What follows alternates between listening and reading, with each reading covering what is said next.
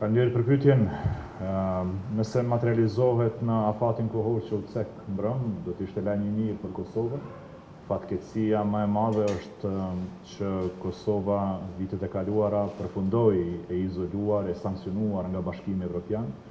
Aty është thelbi i çështjes, aty është thelbi i problemit, është vetë çësia e kësaj qeverisje në 5 vitet e fundit, duke izoluar vendin nga partnerët kryesor, nga aleatët historik të vetë shtetit Kosovës, pra Shtetet e Bashkuara të Amerikës, që patën ndëshkime dhe nga qeveria e tyre dhe nga Bashkimi Evropian.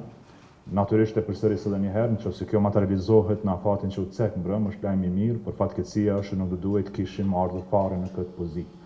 Ne do duhet flisnim se si në 2025, në 2026, Kosova avancon drejt integrimit Bashkimit Evropian. Kosova do duhet të ishte shtet normal që i bashkohet familjes së shteteve perëndimore drejt Bashkimit Evropian, e jo të flasim se si Kosova me shpresë do del nga izolimi, nga sankcionimi i IBE-s, siç janë një numër i vogël i shtete si Kosova e Belorusia.